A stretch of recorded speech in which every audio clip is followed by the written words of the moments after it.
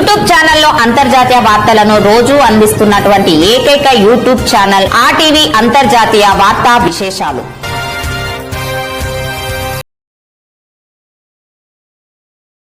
నమస్తే, నా పేరు డాక్టర్ ఆలేటి ఆటం ఆర్టీవీ వార్తా విశేషాలు. ఈరోజు నవ తెలంగాణ పత్రికల్లోని ప్రధానమైన వ్యాసాన్ని మనం అధ్యయనం చేద్దాం, విశ్లేషిద్దాం, ఎనాలిసిస్ చేసి చూద్దాం. ఈ ఎనాలిసిస్ చేసి చూసే ముందు ఒక విషయం మనం మాట్లాడుకుందామండి. అమెరికా సుంకాల వలస దోపిడికి కొత్త రూపం అవుతాయా అంటే, అమెరికా ట్యాక్సులు ఇస్తున్న తీరుతెన్నులు ఏదైతేందో ఈ యావత్ ప్రపంచ భూగోళం మీద మానవ జాతి మీద కొత్త దోపిడికి దారితీస్తుందా అనేది దీని ప్రధాన ఉద్దేశం అండి. ఈ వ్యాసకర్త ఎవరు కదా, తమ్మినేని వీరభద్రం గారు, భారత కమ్యూనిస్ట్ పార్టీ మార్క్సిస్టు కేంద్ర కమిటీ సభ్యులు. వారు ఇంతకుముందు 4 వ్యాసాలు రాస్తే 3 వ్యాసాలకు సంబంధించి మనం ఎనాలిసిస్ చేసినాం.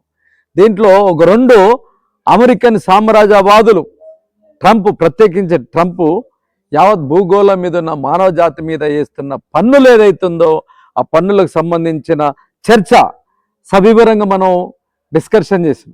ప్రకృతి ఒడిలో బడిలో మానవుడు ఎప్పుడు విద్యార్థి. మార్క్సిజం అనేది అత్యంత శాస్త్రీయ దృక్పథంతో శాస్త్ర సాంకేతిక పునాదుల మీద నిర్మితపడ్డది. ఇప్పుడు అధ్యయనం స్టార్ట్ చేద్దాం. అమెరికా అధ్యక్షుడు డొనాల్డ్ ట్రంప్ ప్రపంచవ్యాప్త దేశాలకు సుంకాల దాడి గురించి గతంలో కొంత చర్చించుకున్నాం. అవునండి, ట్యాక్సులు ఇస్తున్న దాని విషయం మీద 2 వీడియోలు తమ్మినేని వీరభద్రం గారు పెట్టినప్పుడు చూసినాం. ఆయన ప్రకటించిన 3 లక్ష్యాలు: 1, పరిశ్రమలను అమెరికా తిరిగి రప్పించడం. ప్రపంచవ్యాప్తంగా అమెరికన్ సామ్రాజ్యవాదులు అక్కడ విషతుల్యమైతే ఆ పరిసర ప్రాంతాలని వర్ధమాన దేశాల్లో బక్రగాన్లు ఉన్నారు కనుక, తక్కువ భూములు వస్తే కనుక, తక్కువ పన్నులు ఉంటే కనుక, అసలు పన్నులు ఉండవు, మినహాయింపులు ఉంటాయి కనుక, తక్కువ జీతాలతోటి ఆసేవాసులు ఆఫ్రికన్ దేశస్తులు లాంటి, లాటిన్ అమెరికా లాంటి దేశస్తులు చేస్తారు కదా అని అనుకున్నారు. ఈరోజు అక్కడ ఉద్యోగాలు లేకపోయారికి, జనాలు ఉద్యోగాలకి రైట్ మన దేశంలో ఆ ఫ్యాక్టరీలు తీసుకొద్దాంలే అనే ఒక మాట. 2, అమెరికా అప్పుకు లోటుకు పరిష్కారం చూపటం. అప్పులో తాకట్లో భారతదేశంగా తాకట్లో అమెరికా. ఆ అప్పుని తీర్చడానికి ఏం చేయాలో రావుడో దేవుడా, ఏసన్నా అల్లా హల్లెలూయా అని ప్రధాన బాధలు పడతాను. 3, డీడాలరైజేషన్ అడ్డుకోవడం. అంటే ప్రపంచాన్ని మొత్తం డాలర్, మన దగ్గర రూపాయి ఎట్లా అంటారో ప్రపంచం మొత్తం నడపడానికి ఈరోజు డాలర్ ఉపయోగపడుతుంది.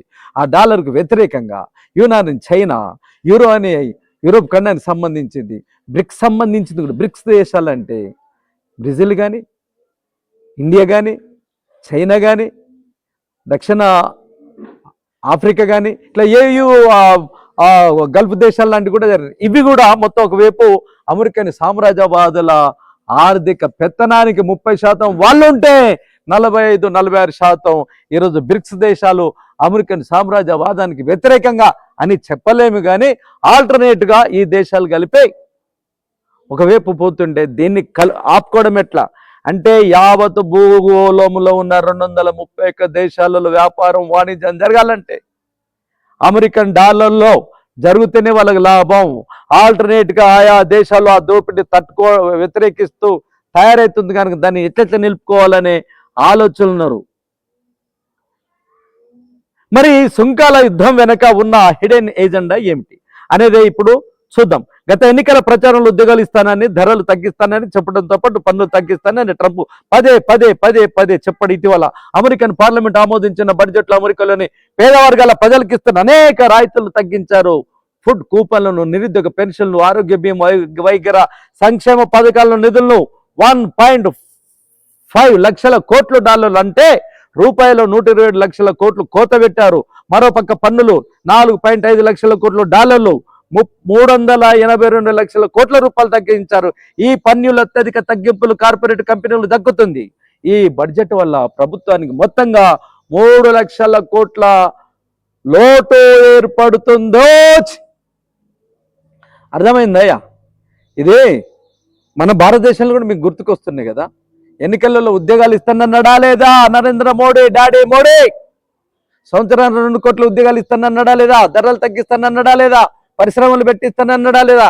ఈ డైలాగులన్నీ ఈరోజు ప్రపంచంలో పెట్టుబడిదారు దేశాల్లో ఉన్న పాలకులు చెప్తున్న మాటలు, ఆ మాటలకు చేతలకు తేడలేక మొత్తం ఫెయిల్యూర్ అవుతుండ్రు. దీనికి ఆల్టర్నేటివ్ గా ఒకే ఒక దేశాలు, ఆ దేశాలు సోషలిస్ట్ దేశాలు, చైనా కానీ, వియత్నాం కానీ, క్యూబా కానీ, లావోస్ కానీ, ఉత్తర కొరియా, గత్తెలేపే దేశాలు మొత్తం నిరుద్యోగం నిర్మూలించింది, అధికార ధరలను అనగదొక్కింది, పరిశ్రమలతోటి, కుటీర పరిశ్రమలతో దుమ్ము దులుపుతుంది, యావత్ ప్రపంచ ప్రజానికానికి సప్లై చేస్తున్నాయి ఈ సోషలిస్ట్ దేశాలు. దాంట్లో ప్రధానంగా చైనా. ఎందుకు అట్లా జరుగుతుంది? ప్రపంచవ్యాప్తంగా కమ్యూనిజం అంటే ఏంటి, మార్క్సిజం అంటే ఏంది? వ్యక్తిగత ఆస్తి రద్దు చేయడం అంటే ఏంది? భూములు, పరిశ్రమలు, కార్ఖానాలు వ్యక్తుల చేతులు లేకుండా ప్రజల చేతుల్లో ఉండాలా, ప్రభుత్వం చేతులు ఉండాలా. భూగోళంలో ఉన్న ప్రపంచంలో పెట్టుబడిదారు దేశాలలో 231 దేశాలు మొత్తం ఇవే పరిస్థితిని అవి అవలంబించడం వల్ల ఆ దేశ సంపద వేళ్ల మీద లెక్క పెట్టేటోళ్ళ చేతుల్లో పిరికడు ఉండడం వల్ల కోట్లాది మంది సంపద మొత్తం ఆ పిరికడులో ఉండడం వలన అది సాధ్యం కావట్లే. చైనా కానీ, వియత్నాం కానీ, క్యూబా కానీ, ఉత్తర కొరియా కానీ, లావోస్లు కానీ, అక్కడ భూములు మొత్తం ప్రభుత్వ ఆధీనంలో ఉంటాయి, పరిశ్రమలు, కార్ఖానాలు మొత్తం అక్కడ ప్రభుత్వ ఆధీనంలో ఉంటాయి, ప్రజల ఆధీనంలో ఉంటాయి. ఎంత సంపద వస్తే ఆ సంపద సమానంగా పంచుకుంటా ఉన్నారు కనుక అక్కడ దోపిడీ లేదు, యజమాని లేడు, కూలోడు లేడు, కార్మికులు లేడు, దొర లేడు, బాంచన్ దొర అనేటోడు లేడు, కూలోడు నాలోడు లేనే లేడు. అక్కడ మొత్తం వాళ్ళే పాలకులు ఉన్నారు కనుక అక్కడ సక్సెస్ రేట్ మనం చూస్తున్నాం. పెట్టుబడిదారి సమాజం గిజ కొట్టుకుంటుంది. ఈరోజు నరేంద్ర మోడీ పైన పట్టారం లోనాల్లో ఈ దేశం అభివృద్ధి చెందుతుందన్న మాట అబద్ధం. 284 కుటుంబాల ఆర్థిక వసతులు అభివృద్ధి చెందుతున్నాయి. మెల్లమెల్లగా భారతీయ మధ్యతరగతి కుటుంబాలు చీమ నడక నడిచినట్లు అభివృద్ధి చెందుతున్నాయి. వాస్తవాలు 284 దేశాలు. అట్లనే ఈరోజు అమెరికాలో కూడా నిరుద్యోగంతో, నికృష్ట దారిద్ర్యంతో, అధిక ధరలతో, అవిద్యతో, అనారోగ్యంతో మొత్తం అతలాకుతలమవుతుంది అక్కడ ఆర్థిక పరిస్థితి. అది సోషలిస్ట్ దేశాలలో లేనే లేదు. ఈరోజు అమెరికాలో సేమ్ భారతదేశంలో అట్లనే జరుగుతుంది. కాకులు కొట్టి గద్దెలకేసినట్టు పలు దేశాలపై విధించిన సుంకాల ద్వారా వచ్చే ఆది అమెరికన్ కార్పొరేట్ కంపెనీలకు పంచడమే ట్రంప్ సుంకాల విధానం. సుంకర భారం ఎవరు భరిస్తారు? అనుమతిదారులు మార్కెట్ పోటీ వల్ల తమ లాభాలు కొంత తగ్గించుకున్నప్పటికీ సుంకాల ప్రధాన భారం అంతా సరుకులకు పై పెరిగే ధరల రూపంలో అమెరికా ప్రజలే భరించాల్సి ఉంటుంది. అమెరికన్ ఆర్థిక వ్యవస్థ సంక్షోభానికి ఇది దారితీస్తుంది. ఈ విధంగా ట్రంప్ సుంకాల లక్ష్యం కాకులను కొట్టి గద్దెలకు వేసినట్టు అమెరికన్ ప్రజలను కొట్టి అమెరికన్ కార్పొరేట్లను కట్టబెట్టే చర్య తప్ప మరొకటి కాదు. అయితే ఈ సుంకాల ద్వారా పతనం అంచుట చేరిన ప్రపంచీకరణ విధానాలను గట్టెక్కించాలనే లక్ష్యం కూడా ఉన్నట్లు మరో చర్చ నడుస్తుంది. భారతదేశంలో కాశ్మీర్ నుండి కన్యాకుమారి వరకు 142 దేశాల నుండి 142 కోట్ల నుండి 150 కోట్ల మంది భారత ప్రజానికి సంపద మొత్తం 40% 284 కుటుంబాల చేతిలో ఉన్నది. అనుకున్నాం కదా ఇంతకుముందు. 35 కోట్ల అమెరికన్ ప్రజలలో కూడా సంపద మొత్తం అక్కడ లేదయా. 100, 100, 100 భవనాలు అక్కడ ఉంటాయి. 200 సంవత్సరాలు మన భారతదేశాన్ని కంటే ముందే అభివృద్ధి చెందింది. ఆ సంపద అగ్రదేశం, కరెక్ట్, 100% అగ్రదేశం, ఆర్థికంగా బగ్గబలిసిన దేశం. కానీ ఎవరికాడ ఉన్నది డబ్బులు? కేవలం 5% ప్రజల దగ్గరనే ఉన్నది. అంటే 38,000 మంది దగ్గరనే అమెరికా సంపద మొత్తం కేవలం 38,000 మంది చేతుల్లో మాత్రమే ఉన్నది. మిగతా కోట్ల మంది, ఈరోజు 30 కోట్ల మంది అమెరికన్ ప్రజానీకం ఆర్థిక ఇతిబాధలతో తల్లడిల్లుతోండ్రు. ఇప్పుడు మొత్తం చైనా నుండి ఎక్కువ అప్పులు తెచ్చుకున్నాడండి, ప్రపంచ బ్యాంక్ నుండి తెచ్చుకున్నాడండి, IMF నుండి తెచ్చుకున్నాడు. అమెరికాడు మన సంగతి మనం అంతే. మనం లక్షల కోట్లలో తాకెట్లో భారతదేశం పెట్టేసిండు. మన డాడీ మోడీ విలేకరులో దొరకట్లేడు. ఏడు అడిగితే సమాధానం చెప్పబడుతుంది. ఒక్కసారి కూడా విలేకరులకి దొరకట్లేడు. భయం. పార్లమెంట్కి వచ్చి డిస్కషన్ చేద్దామంటే కూడా భయం. రాట్టాడు. భయం డాడీ మోడీకి. కానీ ఈరోజు అమెరికన్ సామ్రాజ్యవాదులు కూడా ఇట్లా తీసుకొచ్చిన అప్పులు మొత్తం తెచ్చిన అప్పులు అమెరికన్ సామ్రాజ్యవాదుల నుండి, ప్రపంచ బ్యాంకు నుండి మనం తీసుకొచ్చిన అప్పులు డబ్బులు ఏవైతుందో ఆ డబ్బులు కూడా మన బ్యాంకులు ఇచ్చిన తర్వాత టాటాలు, బిర్లాలు, మఫ్తలాలు, జేకే సింగ్ అని, తావూరు, బంగూరు, ఐసిఐసిఐ, కిర్లోస్కర్, అదాని, అంబానీ, లలిత్ మోడీ, నిషాన్ మోడీ, నీరవ్ మోడీ, ఈ గుజరాత్ దొంగలకు అందరికీ డబ్బులు వాళ్ళకే ఇస్తారు. భారతదేశానికి ఎట్లా గుర్తుపెట్టుకోండి. 18 లక్షల కోట్ల రూపాయలకు ఆదానికే ఇచ్చేసి మిగతా 28 కుటుంబాల గుజరాత్ కుటుంబాలకు 10 లక్షల కోట్ల రూపాయలు ప్రపంచ బ్యాంక్ నుండి తీసుకొచ్చి వాళ్ళకిచ్చి వాళ్ళకి రద్దు చేసిందండి భారత ప్రభుత్వం. నరేంద్ర మోడీ, నిర్మలా సీతారామన్ గుజరాత్ గజ దొంగలకు పెట్టిండ్రు. వాళ్ళ రాజకీయం ఊసుకే భారతీయ జనతా పార్టీ రాజ్యం కాదు, ఉన్నోళ్ళ భోజ్యం అన్నట్టు. సేమ్ ఈరోజు ఇట్లనే అమెరికాను ఏలుతున్న కంపు ఎవరైతున్నారో మన డాడీ మోడీ అన్న, ట్రంప్ అన్న ఎవరైతున్నారో ఈ ట్రంప్ తీసుకొచ్చి అప్పులు మొత్తం జనాల్లో కుప్పబెట్టి నెత్తి మీద కుంపడి పెట్టి ఆ డబ్బులు మొత్తం అక్కడ 38,000 మంది అగ్రవర్ణాలకు మాత్రమే. అగ్రవర్ణాలు అంటే బాగా అక్కడ బిలియనర్లు ఎవరైతున్నారో, ట్రిలియనర్లు ఎవరైతున్నారో వాళ్ళకే పెడుతున్నారు. కార్ల్ మార్క్స్ చెప్పినట్లు ఉత్పత్తికి సరిపడిన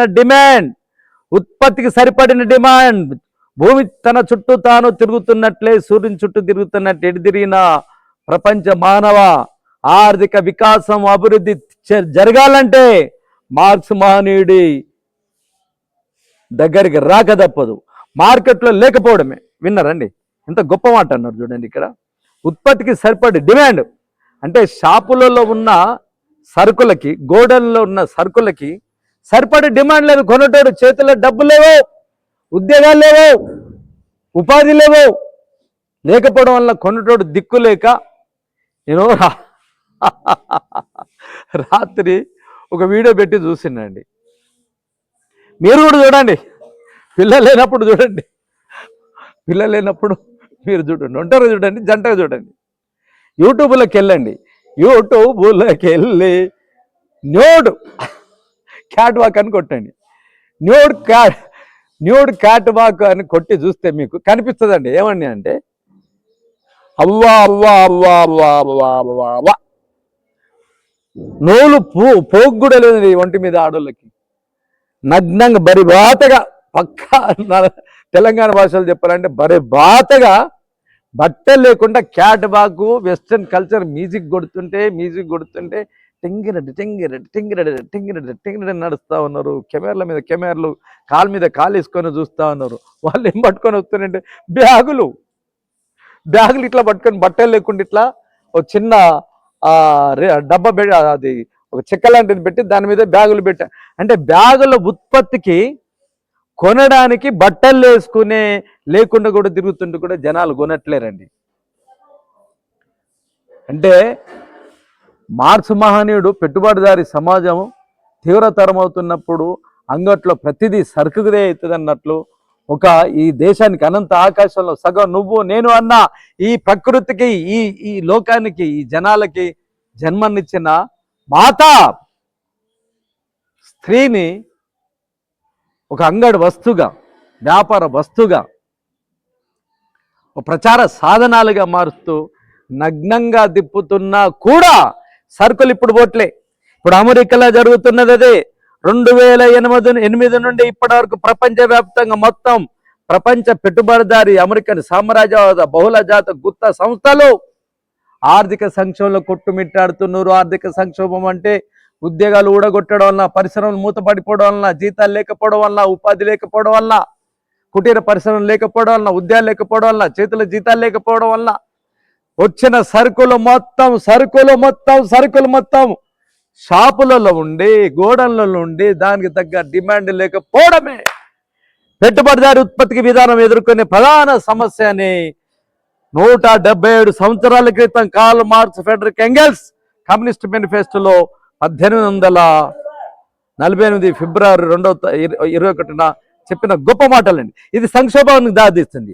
ఈ సంక్షోభంలో నివారించడానికి పెట్టుబడిదారులు వివిధ సమయాలు, వివిధ వ్యూహాలను అనుసరించి ఇప్పటి వరకు నెట్టుకు రాగలిగారు. మొదట వలస దేశాల దోపిడీ ద్వారా తమ ఉత్పత్తులను తగిన డిమాండ్ సృష్టించారు. కొత్తగా అభివృద్ధి అయిన దేశాల వలస పునః పంపకాల కోసం జరిపిన ప్రయత్నంలో 2 ప్రపంచ యుద్ధాలు జరిగాయి.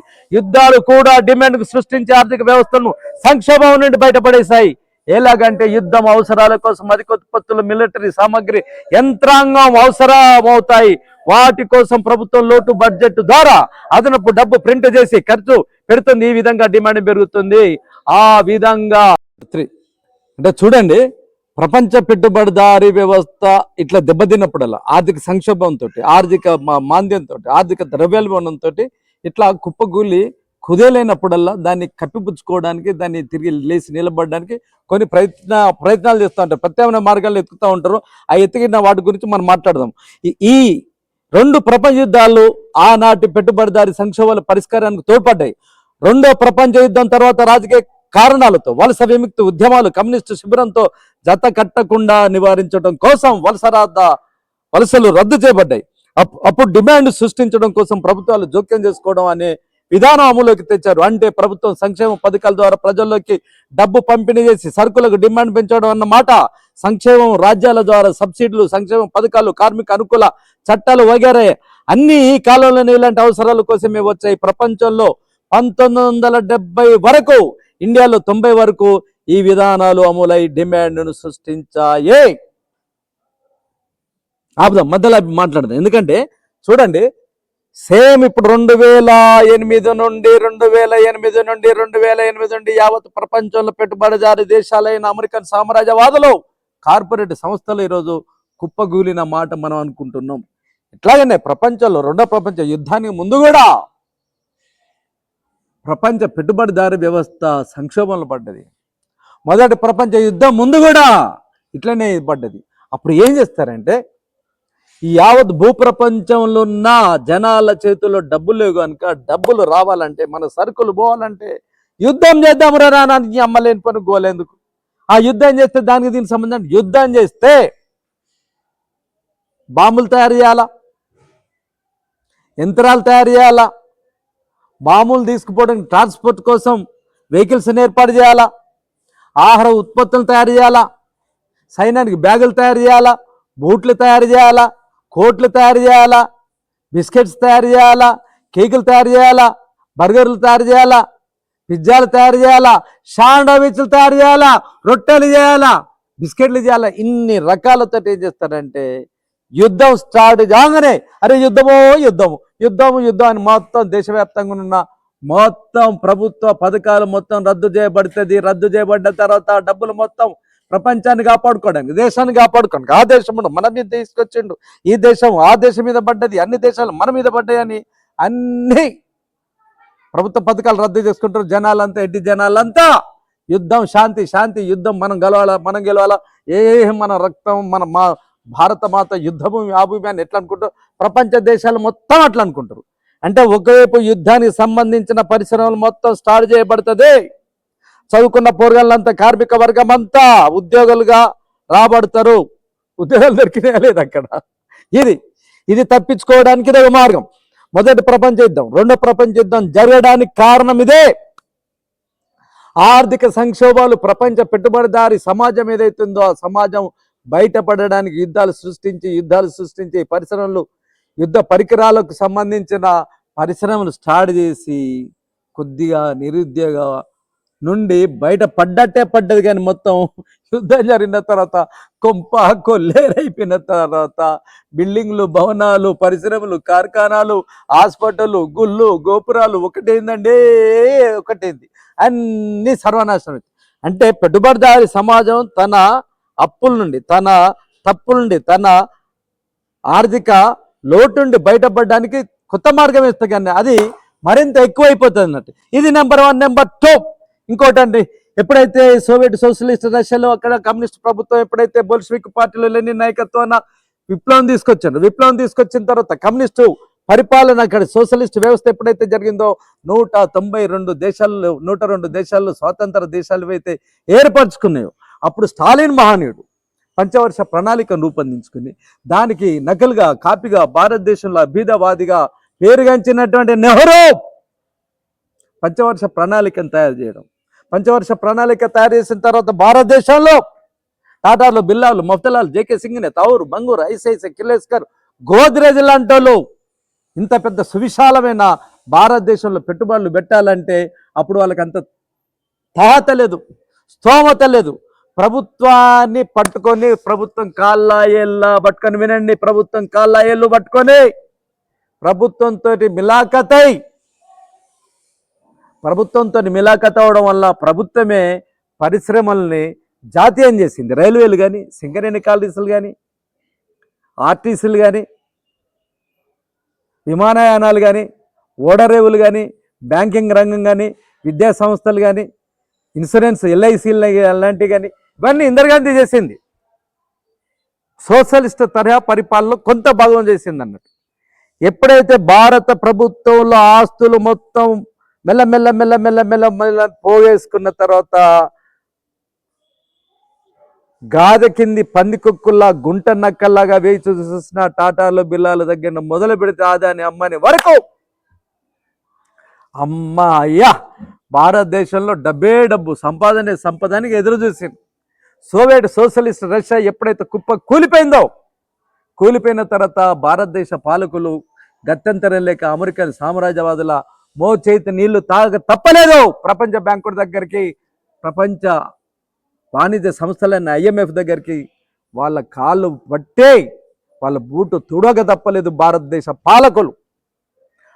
అప్పుడు వాడు పెట్టిన డిమాండ్ ఏదైతుందో ప్రభుత్వ సంస్థలు రద్దు చేయండి, వాళ్ళకి ఇచ్చే జీతాలు బంద్ చేయండి, వాళ్ళ పిల్లలకు స్కూళ్ళు బంద్ చేయండి, వాళ్ళ తల్లిదండ్రులకు హాస్పిటల్ బంద్ చేయండి, వాళ్ళు గుళ్ళు గోపురాలకు బంద్ చేయండి, ప్రైవేట్గా పెట్టండి, 40, 50, 100 రోజుల్లో లక్షల రూపాయల జీతాలు నెలకి ఇచ్చేది బంద్ చేయండి, వాళ్ళకి 5-6 వేల రూపాయలకి జీతాలు ప్రైవేట్ వాళ్ళకి ఇచ్చేసేయండి అని చెప్పడంతోనే అమెరికన్ సామ్రాజ్యవాదుల షరతులకు ప్రపంచ బ్యాంకుకు భారతీయ పాలకులు రాజీవ్ గాంధీ దగ్గర మొదలు పెడితే, పివి నరసింహరావు దగ్గర మొదలు పెడితే, వాజ్పేయి దగ్గర మొదలు పెడితే, నరేంద్ర మోడీ దగ్గర మొదలు పెడితే ఈరోజంతా వాళ్ళందరికీ గులాంగిరై ఉండడం వల్ల సందట్లో సడేమియ్య భారతదేశంలో ఆదాని అంబానీలు, గుజరాత్ దొంగలు, RSS ముసుగప్పుకున్న భారతీయ జనతా పార్టీ పోషకులు ఎవరైతున్నారో 284 కుటుంబాల చేతులు ఈరోజు భారతదేశ ఆర్థిక వ్యవస్థ బందీని చేసుకొని ఆక్రమించుకొని పరిపాలిస్తున్నారు. అర్థమైందండి? ఇట్లా ఆ డబ్బు ఈ డబ్బు సరుకులు కొనుక్కునే జనాలకు చేతిలో జబ్బులాగా అయిపోయింది, డబ్బులు లేకున్నది కనుక. అందుకొరకే పంచవర్ష ప్రణాళిక. స్టాలిన్ మహానీయుడు అక్కడ 2వ ప్రపంచ యుద్ధంలో 5,50,00,000 మంది ప్రపంచ ప్రజానికం చనిపోతే 2.5 కోట్ల మంది ఉత్తర సోవియట్ సోషలిస్ట్ రష్యన్లే చనిపోయారు. ఇంటికొక శవము, ఇంటికొక ఖాళీ రీపోవడం. ఒక 80% మొత్తం సోవియట్ సోషలిస్ట్ రష్యాలో బిల్డింగ్లు మొత్తం కూలిపోయినాయి అన్నట్టు. అప్పుడు జనాల చేతుల్లో డబ్బులు. అంతకుముందు 2020 ప్రాంతాల ఆర్థిక సంక్షోభంతో అతలాకుతలమైన సోవియట్ సోషలిస్ట్ ప్రభుత్వం మొదటి ప్రపంచ యుద్ధం అప్పుడు కానీ, 2వ ప్రపంచ యుద్ధం అప్పుడు కానీ ఆర్థిక సంక్షోభంలో ఉన్నప్పుడు ఆ దేశంలో రొట్టె కోసం, యుద్ధం శాంతి కోసం, జనాల ప్రాణాల కోసం అప్పుడే వైరస్ వచ్చింది. వైరస్ వచ్చి ఈరోజు కరోనా ఎట్లా చంపేసింది, జనాలు అట్లా చంపేసినప్పుడు వాటన్నిటిని తట్టుకోవడానికి స్టాలిన్ మహానీయుడు పంచవర్ష ప్రణాళిక పద్ధతిలో సంక్షేమ పథకాలు ఇచ్చిందండి. అది సోవియట్ కమ్యూనిస్టు పద్ధతుల్లో సంక్షేమాలు. భారతదేశంలో పెట్టుబడిదారి సమాజం, ప్రపంచవ్యాప్తంగా పెట్టుబడిదారి సమాజం వాళ్ళ ఉత్పత్తి ఖర్చు అవడానికి, వాళ్ళ సరుకుల డిమాండ్కు, జనాల్లో కొనుగోలు శక్తి కోసము సంక్షేమ పథకాలు పెట్టిందండి. ఈరోజు అవే రైతులకు డబ్బులు ఇవ్వడము, నిరుద్యోగులకు డబ్బులు ఇవ్వడము, మాదిగోళ్ళకు 10 లక్షల రూపాయలు ఇవ్వడం. ఇవన్నీ అంటే పెట్టుబడిదారి సమాజము సంక్షోభంలో ఉన్నప్పుడు, జనాల చేతుల్లో డబ్బులు లేనప్పుడు ఎట్లనో మీకు ఇన్ని పైసలు ఇస్తే కొనుక్కోండిరా బిడ్డలారా, తిరగబడకుండా బిడ్డలారా అనే ట్రిక్ ఏదైతుందో అదే ఈ ట్రిక్ అండి. ఈ కాలాన్ని పెట్టుబడిదారి విధాన స్వర్ణయుగం అంటున్నాం. సంపదల ఉత్పత్తి బాగా పెరిగింది, పెట్టుబడి సైజు కూడా బ్రహ్మాండంగా పెరిగింది. పెరిగిన పెట్టుబడి అంతర్జాతీయ ద్రవ్య పెట్టుబడిగా మారింది. దానికప్పుడు జాతీయ రాజ్యాల సరిహద్దులు సరిపోవు. ఎల్లలో లేని ప్రపంచం అంటే తన ప్రవేశానికి ఆటంకం లేని ప్రపంచీకరణ విధానాలు దానికి అవసరమయ్యే పెట్టుబడి యొక్క ఆ అవసరంలోంచి వచ్చిన విధానమే ప్రపంచీకరణ సరళీకరణ విధానాలు. ఇంతసేపు మనం అనుకున్నాం కదా తండ్రి, అదే సంక్షేమంలో ప్రపంచీకరణ. ఈ విధంగా ఆరంభమైన ప్రపంచీకరణ ఇప్పుడు ప్రమాదంలో పడింది. ఎందుకంటే దేశాలు తిరిగే ద్రవ్య పెట్టుబడి తన లాభం గ్యారంటీ ఉండాలి. అలా ఉండాలంటే అన్ని దేశాల్లో ధరలు లేక ద్రవ్యోల్బణం ఒక స్థాయికి మించి పెరగకూడదు. అలా పెరగకుండా ఉండాలంటే లోటు బడ్జెట్ ఒక నిర్దిష్ట స్థాయికి మించకూడదు. అందువల్ల ప్రభుత్వాలు తమ ఖర్చులు తగ్గించాలి, ఉద్యోగాలను తగ్గించాలి, సబ్సిడీ సంక్షేమ పథకాలు తగ్గించాలి. ఈ పద్ధతులు ఉల్లంఘిస్తేనే ఆ దేశంలో ద్రవ్య పెట్టుబడి నిలవదు. వెంటనే తనకు సానుకూలమైన వేరే దేశానికైనా పారిపోతుంది. గత 50 ఏళ్లుగా ప్రపంచీకరణ విధానాలు ఈ విధంగా అమలు జరిగాయి. అయితే ఈ విధానం వల్ల డిమాండ్ కొరతను పరిష్కరించే మార్గాలు మోసుకపోతాయి. మరి ఈ కాలంలో మార్కెట్లో డిమాండ్ సమస్య ఎలా పరిష్కారమైంది? అప్పుడు ఏర్పడిన బబుల్స్ ఈ సమస్యను కొంత పరిష్కారం చేశాయి. బబుల్స్ అంటే జీతాలు వృత్తి ఆదాయాలు కాక అప్పుల రూపంలో ప్రజలకు వచ్చి అదనపు డబ్బు అని చెప్పవచ్చు. గతంలో .com బబుల్, అమెరికాలో వచ్చిన హౌసింగ్ బబుల్ అలాంటివే ఇంకా మోటా బబుల్స్ అనే అనేక వేల దేశాల్లో జరిగి ఉంటాయి. కానీ ఈ బుడుగలు పగిలిన తర్వాత మళ్ళీ మామూలే డిమాండ్ సంక్షోభాలు ముందుకు వస్తాయి. ఈ బుడుగ ప్రయోగాలను ప్రజలు ఎల్లకాలంలో నమ్మరు. అందువల్ల పెట్టుబడిదారీ వ్యవస్థకు ప్రస్తుతం సంక్షోభాన్ని ఎలా అధిగమించాలో అర్థం కావటం లేదు. మనం ముందే అనుకున్నాం, ఒక తప్పుకు 100 తప్పులు చేస్తానండి. 100 తప్పులు చేస్తాను, ఒక్క తప్పుకు 100 తప్పులు చేస్తాను. ప్రపంచ పెట్టుబడిదారీ ఆర్థిక వ్యవస్థ ఒక తప్పిదాన్ని కప్పిపుచ్చుకొని 100 తప్పులు చేస్తున్నాయి. ఇంకా అప్పులలో రోజుగా ఊబిలో కూరుకబోతున్నది. రోగము ఒకటైతే మందిస్తే, మీరు చూడండి, నాకు షుగర్ వచ్చింది అనుకోండి, షుగర్ వచ్చి నా కాలుకు దెబ్బ తగిలింది, నా కాలు పుండు మొత్తం పెరుగుతూ ఉన్నది, కాలు మొత్తం పుండు పెద్దగా అవుతూ ఉన్నది, గ్యాంగ్రీన్ మారుతుంది, అంటే మురిగిపోతుంది. అప్పుడు నేను ఏ ట్రీట్మెంట్ చేసుకోవాలా? పుండుకు మందు పెట్టాలా? పుండుకు మందు ఎట్లా పెట్టాలా? సెలైన్ బాటిల్ తోటి, గ్లూకోజ్ బాటిల్ తోని కడగడమా, హైడ్రోజన్ పెరాక్సైడ్ తోని ఇట్లా కొట్టి కడగడమా, పుసపుస పోతుంది కదా, డెటాల్తో తుడవడమా, న్యూస్పెరిన్ క్యాండిల్ లాంటి ఆయింట్మెంట్ పెట్టడమా, పెట్టిన తర్వాత గాజా క్లాత్ అంటే జాలి ఉండే క్లాత్ పెట్టడమా, గాలి దూరేటట్టు మళ్ళీ కట్టడమా, పుండుకు తగ్గ యాంటీబయాటిక్ మందులు ఇవ్వాలా, ఆ యాంటీబయాటిక్ను శరీరం తట్టుకునేటట్లు బికాంప్లెక్స్ గోళీలు ఇవ్వాలా, పెయిన్ తగ్గడానికి పెయిన్ కిల్లర్ ఇవ్వాలా, ఇదంతా వైద్యం. కానీ షుగర్ ఉన్నది కనుక షుగరు పెయిన్ బీస్తుంది, షుగర్ కూడా మందులు ఇవ్వాలా. షుగర్కి మందులు ఇస్తూ దీనికి మందులు ఇస్తేనే పుండు తగ్గుద్ది. గుర్తుపెట్టుకోండి సుమా, ఒక మనిషి శరీరానికి వస్తే, రుగ్మతకు వస్తే వైద్యం ఇది. ఈ సామాజిక ఆర్థిక రుగ్మత ఇదే.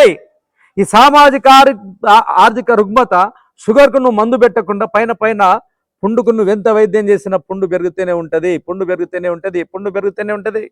పుండును రెచ్చగొట్టేది షుగర్ వ్యాధి.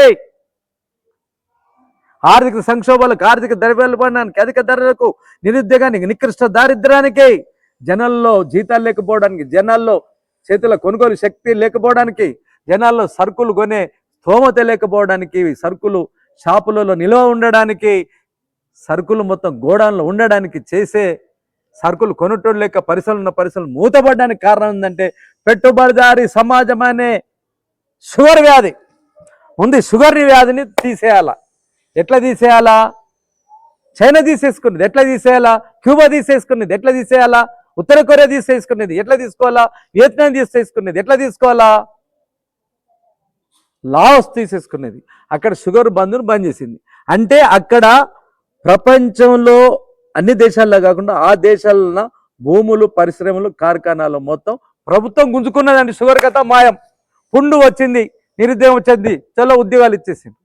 ఆర్థిక సంక్షోభం వచ్చింది, సరుకులు మొత్తం కొన్నారు, డబ్బులు చేతులు ఉన్నాయి, భూములు చేతుల్లోకి వచ్చేసినాయి, దున్నేవాడికే భూమి అవుతుంది. అక్కడ ఈ పరిస్థితి పెట్టుబడిదారీ సమాజంలో లేదు. కనుకనే ఎన్ని డొంబరగడ్డలేసినా ట్రంప్ రాని కంపు రాని డాడీ రాని మోడీ రాని రేపు అమిత్ షా రాని ఇంకెవరన్నా రాని ఈ దేశానికి షుగర్ లాంటి జబ్బు పెట్టుబడిదారి సమాజం. ఈ సమాజాన్ని భూస్వామి అంటే పెట్టుబడిదారి భూస్వామ్య సమాజం మారితే తప్ప ఉద్యోగాలు రావు. సమాజం మారితే తప్ప నిరుద్యోగులు ఉద్యోగస్తులు కారు. పరిశ్రమలు నిలబడాలంటే పెట్టుబడిదారి భూస్వామ్య పద్ధతులు పోవాలా. ఉద్యోగాలు రావాలంటే అధిక ధరలు తగ్గాలంటే విద్యా వైద్యం పొందాలంటే ఇక్కడ కూడా భారతదేశం లాగానే అమెరికాలో కూడా ప్రపంచవ్యాప్తంగా వ్యక్తిగత ఆస్తి నుండి బయట పడితే తప్ప కార్ల్ మార్క్స్ ఫ్రెడరిక్ ఎంగిల్స్ చెప్పిన మాట ప్రకారం నడిస్తే తప్ప వేరే తిరిగి ఉండదు ప్రపంచం. ఇప్పుడు చూడండి, ప్రమాదంలో భారత వ్యవసాయ రంగం. ప్రపంచీకరణతో పెట్టుబడికి సరుకులను స్వేచ్ఛగా లభించింది. అంటే పెట్టుబడి ఉత్పత్తి ఖర్చులు తక్కువగా ఉండే దేశాల వైపు పరుగులు పెడితే సరుకుల లాభాలు ఎక్కువగా వచ్చే మార్కెట్లు ముంచెత్తుతాయి. ధనిక పారిశ్రామిక దేశాలు పెట్టుబడులు మూడో ప్రపంచ దేశాలకు తరలిపోయి పారిశ్రామికంగా దెబ్బతిన్న పరిణామం జరిగిన ప్రభుత్వం ఇస్తున్న సబ్సిడీలతో ఆధునిక టెక్నాలజీతో ధనిక దేశాలు వ్యవసాయ సరుకులు ఉష్ణ దేశాలతో మాత్రమే పండే కొన్ని వ్యాపార పంటలు మినహా అత్యంత చౌకగా భారీగా ఉత్పత్తి చేస్తున్నారు. మిగిలిపోతున్న ఉత్పత్తులు సుంకాలు లేకుండా ఆసియా ఆఫ్రికా తదితర దేశాలకు ఎగుమతులు చేయాలనే ప్రయత్నం జరుగుతుంది. ఉదాహరణకు ఇండియా లాంటి దేశాలు తమ వ్యవసాయ రంగాన్ని కాపాడుకోవడానికి ఇతర దేశాల నుండి వచ్చే చౌక సరుకులపై ప్రస్తుతం విధిస్తున్న సుంకాలను రద్దు చేసి జీరో టారిఫ్గా మారాలని లేదా వాటి రేటును బాగా తగ్గించుకోవాలని ట్రంప్ ఒత్తిడి చేస్తున్నాడు. జీరో టారిఫ్కు భారత్ ఒప్పుకుంటోంది అని ట్రంప్ పదే ప్రకటించాడు కూడా. ఇంకా చర్చలు ముగియలేదు అని మాత్రమంటూ ట్రంప్ ప్రకటనలు భారత సూటిగా ఖండించకపోతుంది. జీరో టారిఫ్ ఒప్పుకుంటే ఏమవుతుంది? మైక్ టైసన్కు కేసీఆర్ కుస్తీ పోటీ పెట్టినట్లు భారత వ్యవసాయ రంగం కుప్పగోలిపోతుంది. అమెరికన్ సరుకుల అమ్మకం ద్వారా భారత సంపద అమెరికాకు గతంలో వలసల కాలంలో బ్రిటన్కు తరలిపోతుంది. ఇప్పుడు భారత ప్రభుత్వం ఎదుర్కొంటున్న అతిపెద్ద సమస్య ఇదండి. అన్న రైతన్నలారా, వ్యవసాయ కార్మికులారా, వాళ్ళ బిడ్డలైనా భాగ్యనగర్ లాంటి ఇతర ప్రాంతాల్లో చదువులకు చెందిన బిడ్డలారా, మీరంతా వినండి. ట్రంప్ అంటే వాడు ఏదో కోటు బూటు షూట్ అనుకుంటారు. మోడీ అంటే జై శ్రీరామ్ హిందుత్వ అనుకుంటారు. ఎంత ప్రమాదకరమైన పరిణామం అంటే, మన భారతదేశం వ్యవసాయక దేశం. నువ్వు అవునన్నా కాదన్నా 70-80% వ్యవసాయక దేశం. ఈ వ్యవసాయక దేశంలో 20 కోట్ల ఎకరాల భూములు సాగులో ఉన్నాయండి. 20 కోట్ల ఎకరాల భూములు సాగులు. మీరు బాగా గుర్తుపెట్టుకోండి. 3 నల్ల చట్టాలు తీసుకొచ్చిండు ఎవరు? నరేంద్ర మోడీ. దానికి వ్యతిరేకంగా 13 నెలలు 700 రైతన్నలు బలిదానంతో బ్రహ్మాండమైన పోరాటం చేసి ఆపగలిగిన ఇంటర్నల్గా జరుగుతూనే ఉంది. 30 లక్షల కోట్ల రూపాయలకు గుర్తుపెట్టుకోండి. 30 లక్షల కోట్ల రూపాయలు. 30 లక్షల కోట్ల రూపాయలకు ఆదానికి భారతదేశంలో అంబానీలకు వ్యవసాయాన్ని మొత్తం వాళ్ళకు ఉపజడం ఒకటి. మార్కెట్లు మొత్తం బంద్ చేయడం 2. బీడ్ మార్కెట్లు ఉండగా రైతులు కొని సరుకులు కొనేది ఉండదు. గోడన్లు ఉండవు. వరిని నమ్ముకునే బదులు ఊరిని నమ్ముకునే రీతిలో ఇప్పుడు ఆల్రెడీ సృష్టించండు. పిచ్చి కుక్కని పేరు చెప్తే పిచ్చి కుక్క కదా అని జనాలు అనుకుంటారు. అప్పుడు చంపచ్చు. కుక్కని చంపాలంటే పిచ్చి కుక్క పేరు పెట్టాలా. నష్టం వస్తుంది కనుక వరిని నమ్ముకునే బదులు ఊరిని నమ్ముకుంటారు. అన్నం పెట్టే రైతన్న అన్నానికి బదులు పెరుగన్నం బదులు పురుగుల మందు దాగి చచ్చిపోతానని జనాలకు రప్పియాల. రప్పించిన తర్వాత ఒకే కమతం కింద ఇప్పుడు ఈ ఊరు ఉన్నది అనుకోండి, లస్కర్ కూడా ఉన్నది, దాని పక్కన ఇనాం కూడా ఉన్నది, దాని పక్కన ఉషయ్ గౌడ్ గారి ప్రాంతం ఉన్నది, ఇటువైపు అంబర్పేట ఉన్నది, అటువైపు అనాజ్పూర్ ఉన్నది, అటువైపు పోల్కంపల్లి ఉన్నది. అంటే ఈ ఊర్లకే మండలానికి మొత్తమే ఒక మండలానికే టమాటాలు అంట టమాటా వేస్తాడు, పత్తి ఏమంటే పత్తి వేస్తాడు, లేదో చిక్కుడు బిన్నీస్ ఏమంటే అది వేస్తాడు తప్ప ఇంకేమేయడు అన్నట్టు. అంటే మొత్తం ఊర్లు మొత్తం వ్యవసాయం అయిపోతుంది. రైతులు ఉండరు, సన్నకారు రైతులు ఉండరు, చిన్నకారు రైతులు ఉండరు, వ్యవసాయ కూలీలు ఉండరు, వ్యవసాయానికి ముడి సరుకులు తయారు చేసే కుమ్మరి వడ్రంగి ఇట్లాంటి వాళ్ళు ఎవరు ఉండరు, గోల్డ్ స్మిత్ వాళ్ళు ఉండరు, ఎవరు ఉండరు. మొత్తం జంపు జిల్లాని బయటకు వెళ్ళిపోవాలా. మొత్తము వేల ఎకరాలతోటి మిషన్లు గంటల దున్ని పడేస్తాయి. డ్రోన్లు వచ్చి గంటలలో విత్తనాలు వెళ్ళేస్తాయి. అవే మొక్కలు వేస్తాయి, అవే కలుపులు తీస్తాయి, అవే కుప్పలు నూరుతాయి, అవే కట్టలు కడతాయి, అవే చలో ప్రాసెస్కి పోతూ ఉంటుంది. ఈ ఆధునిక పద్ధతిలో ఆధునిక పేరట అభివృద్ధి చెందిన దేశాల్లో జరిగే మోసం ఏదైతుందో భారతదేశంలో ఆదాని అంబానికి ఇవ్వాలని చూస్తూ ఉన్నాం. ఇదొక భాగం. చూడండి, వ్యవసాయం అంతా రద్దు చేసినట్టే చేసిండి, ఇది అమలు పరిచేందుకు మొత్తం ప్రయత్నాలు చేస్తూ ఉన్నాడు. రెండోది, అమెరికన్ సామ్రాజ్యవాద దేశాలలో అక్కడ ప్రాంతాలలో విపరీతంగా పండే గోధుమ కానీ, విపరీతంగా పండే మొక్కజొన్నలు కానీ, విపరీతంగా పండే పత్తి లాంటి ఉత్పత్తులు మొత్తం వాడు మన దగ్గర ఇక్కడ అమ్ముతేనేమో, వాడిక్కడ మన దగ్గర అమ్మితేనేమో వాడికి మనం పన్నేద్దట. జీరో టారిఫ్ కింద మా తమ్ముడు నరేంద్ర మోడీ నాతో సిద్ధంగానే ఉన్నాడని ఆశాభావాన్ని వ్యక్తం చేస్తుండు. ఎవరు? ట్రంప్. కానీ ఆయన సరుకులు భారతదేశంలో అమ్ముతున్నట. తమ్మినేని వీరభద్రం గారు అన్నట్లు 27 అంటే 20 నుండి 30% వరకు మన ఏదైనా సరుకులు అమ్ముతే మాత్రం ట్యాక్స్ ఇస్తాడట. ఇక చెప్పండి, పెద్దలు తమ్మినేని వీరభద్రం గారు అంటూ ఉంటాడు, బోడపూడి వెంకటేశ్వరరావు గారు అంటూ ఉండేది,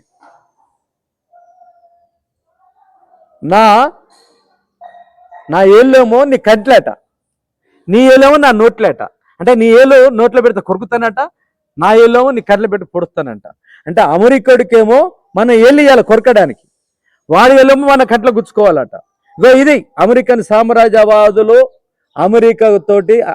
అమెరికాకి మోడీపై ప్రచారం చేయడానికి ఇందుకొరకే, మోడీ నేను పిలిపోవడానికి కారణం ఇందుకొరకే. అయ్యా దేశభక్తులారా, భారతీయ జనతా పార్టీ ఎవరైనా టీవీ డిబేట్లో ఈ మాటలు వస్తున్నాయా? ఎవడైనా సోషల్ మాధ్యమంలో యూట్యూబ్లో కానీ, ఇన్స్టాగ్రామ్లో కానీ, మోజోలో కానీ, ఫేస్బుక్లో కానీ ఈ విషయాలు ఎవడన్నా మాట్లాడుతున్నారు? దేశం ఎంత ప్రమాదకరంగా ఉన్నది.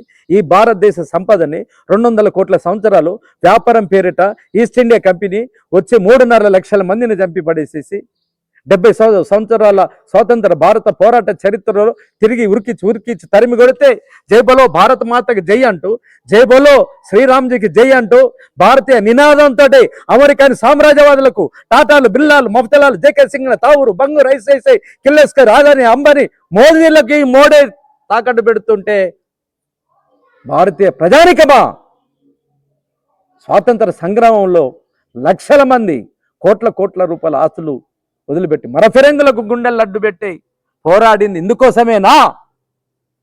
ఇదైనా దేశభక్తి? భారతీయ జనతా పార్టీ దేశభక్తి? ఒకసారి అర్థం చేసుకోండి. ధనిక పారిశ్రామిక దేశాలను ఏకమై మిగతా ప్రపంచ దేశాల్లో తమ సరుకులపై సుంకాలు ఎత్తివేసే విధంగా ఒత్తిడి చేయటం, తమ దేశాల్లోకి వచ్చే సరుకులపై మాత్రం సుంకాలు విధించగలిగితే వలసల నాటి దోపిడీ మళ్ళీ మరో రూపం చేసే అవకాశం విధంగా ధనిక దేశాల డిమాండ్ కోరుతున్న, తద్వారా ఆర్థిక సంక్షోభాన్ని అధిగమించడానికి అవకాశం ఉండవచ్చేమో.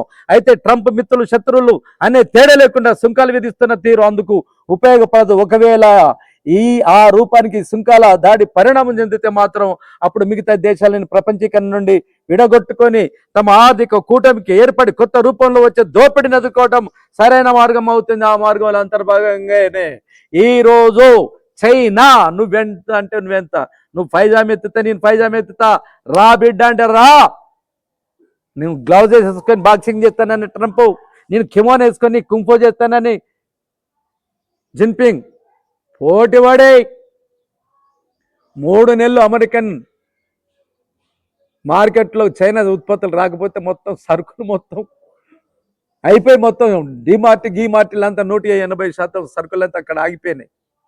కానీ చైనా ప్రపంచంలో 230 దేశాలకి సరుకులు సప్లై చేస్తూ అంతకంటే 65% మొత్తం వాణిజ్యం పెరిగిపోతుంటే గత్యంతరం లేక కమ్యూనిస్ట్ పార్టీ ఎర్ర జెండా కాళ్ళు మొక్కగా తప్పలేదు, జిన్పింగ్ కాళ్ళు మొక్క తప్పలేదు.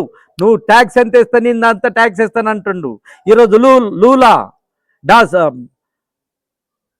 బ్రెజిల్కి సంబంధించిన ఆ దేశాధినేత కమ్యూనిస్ట్ నాయకుడు, నువ్వు 50% ఇస్తానంటే బిడ్డ నేను 50% ఇస్తా, కాసుకొని కూర్చుంటే లాటిన్ అమెరికా దేశంలో పెరు, ఉరుగ్వే, అర్జెంటీనా, అక్కడ చాలా సోషలిస్టు మార్గాన నడిచే దేశాలు, వామపక్ష ఉద్యమాన్ని నడిచే ప్రభుత్వాలు, అక్కడ ఎర్ర జెండా బిడ్డలు ఈరోజు అమెరికన్ సామ్రాజ్యవాదానికి వ్యతిరేకంగా ఈరోజు ముచ్చముటలు పట్టిస్తారు. అక్కడ ట్రంప్కి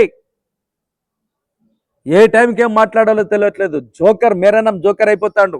ఈరోజు ఒక ప్రకటన చేస్తాడు, రేపు ఒక ప్రకటన చేస్తాడు, తడివీడవుతుండ్రు. అక్కడ జనాలంతా తిరగబడుతున్నారు ఉద్యోగం కోసం, నిరుద్యోగం కోసం, అధిక ధరల కోసం. అసలు ఆ పార్టీనే రద్దు చేస్తానంటారు, అక్కడ ఆయనే రద్దు చేస్తానంటాడు. ఎలాన్ మాస్క్ వచ్చి ఇంకొక పార్టీ పెడతానంటారు. రాజకీయ సంక్షేమం, ఆర్థిక సంక్షేమం కొట్టొచ్చినట్టు కనబడుతుంటే కమ్యూనిస్టు దేశాల్లో స్థిరత్వంగా, కమ్యూనిస్టు ఐడియాలజీలో, కమ్యూనిస్టు మేనిఫెస్టో ప్రకారం, కమ్యూనిస్టు సిద్ధాంత మూలకర్తలైనటువంటి కార్ల్ మార్క్స్, ఫ్రెడరిక్ ఎంగెల్స్ కృషి ఫలితంగా పెట్టుబడి గ్రంథాన్ని ఆధారంగా పరిపాలిస్తున్న దేశాలు ఈరోజు మానవ అప్రతిహత ఆర్థిక వికాసంతో ముందుకు పోతున్నాయి. భారతదేశంలో తిరుగుబాటు బావట ఈ భారతీయ జనతా పార్టీ ఎగరేయడం అనేది అసలు కల్మని ఎగరట్లే, బానిసగిరైపోయింది, కట్టు బానిస అయిపోయింది. ఈ భారతదేశానికి ఉన్న రోషం మీసం మొత్తం తీసిపడేసేసిండు నరేంద్ర మోడీ. కనుక ప్రజలారా, జనాలారా, వీళ్ళందరినీ సామాన్యపరిచే కమ్యూనిస్టు యోధులారా, విప్లవకర పార్టీలారా, వామపక్ష పార్టీలారా, లౌకిక పార్టీలారా, వ్యాసాలను చదవండి, వీడియోలను చూడండి, షేర్ చేయండి, ఇతరులకు చూపించండి. ఇతరులకు చూపెట్టి దీని మీద చర్చలు జరపాలా. చర్చలు జరిపితే తప్ప భారతదేశ మనుగడకు, భారతదేశ వ్యవసాయానికి, భారతదేశ ఆర్థిక వ్యవస్థకి, భారతదేశ నయా వలసవాద బానిస గిరి నుండి బయటపడడం కష్టం. లేకపోతే యావత్ భూప్రపంచం మూడో ప్రపంచ యుద్ధం వైపు, ఆర్థిక సంక్షోభాలను తట్టుకోవడానికి యుద్ధాలు 33 దేశాల్లో అమెరికన్ సామ్రాజ్యవాదులు యుద్ధాలు పెట్టి మొత్తం దద్దరిల్లిపోతుంది, బోనబాంతరాలు దద్దరిల్లిపోతుంది యుద్ధాలతోటి. ఏ టైం అయినా భూగోళం భస్మమయ్యే అవకాశం ఉంది. దాన్ని తప్పియాలంటే పెట్టుబడిదారు వ్యవస్థని బొంద పెడితే తప్ప, అమెరికన్ సామ్రాజ్యవాదాన్ని బొంద పెడితే తప్ప, దానికి బాసటగా ఉంటున్న భారతీయ జనతా పార్టీ మతోన్మాద పార్టీ, నయా ఫాసిస్ట్ పార్టీలని బొంద పెడితే తప్ప మానవ జాతికి, భారతదేశ జాతికి, ప్రపంచ మానవ మనుగడకు వేరే పరిష్కార మార్గం లేదు. ఇదండి విశ్లేషణ.